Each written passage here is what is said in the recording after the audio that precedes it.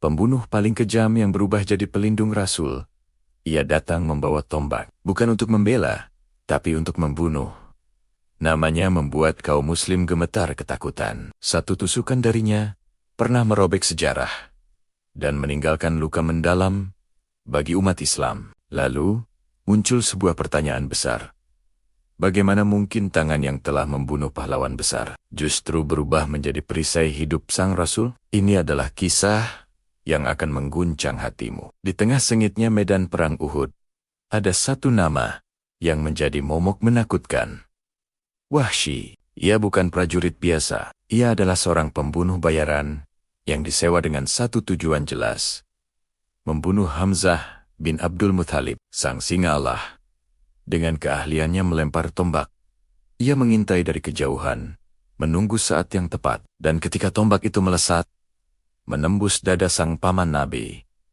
Pekik takbir seketika berubah menjadi jeritan duka. Kemenangan terasa begitu pahit, karena satu nyawa yang begitu mulia telah gugur di tangannya. Namun, setelah perang usai, Wahsy tidak menemukan ketenangan yang dijanjikan. Gelar pahlawan dari kaum Quraisy terasa hampa. Setiap malam, bayangan wajah Hamzah yang syahid terus menghantuinya. Ia hidup dalam pelarian, dengan dada yang sesak dan rasa bersalah yang tak pernah bisa tidur. Ia sadar dosanya terlalu besar untuk dimaafkan. Ia adalah pembunuh orang yang paling dicintai Rasulullah. Baginya, tidak ada lagi harapan. Hingga suatu hari, sebuah surat dari Rasulullah sampai kepadanya. Bukan surat ancaman, melainkan surat undangan menuju ampunan. Dengan sisa-sisa keberanian, Wahsy memberanikan diri datang ke Madinah. Ia berdiri gemetar di hadapan Rasulullah,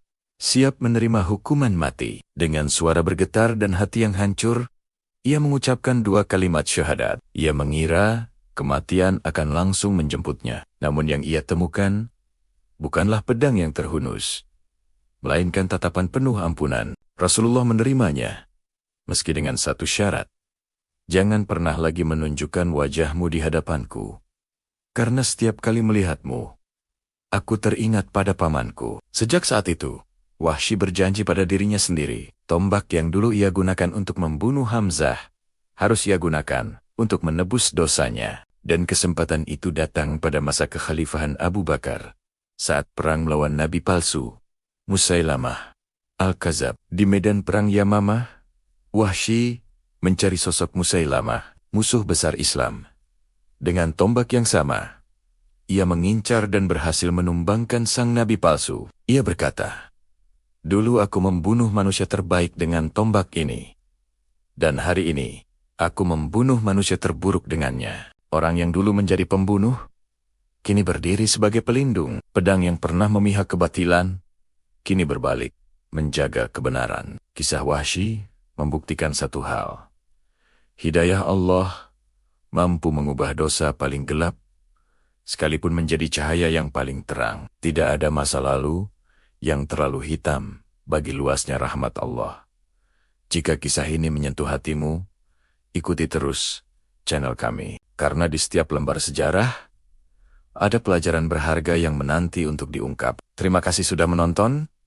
Sampai jumpa di video berikutnya.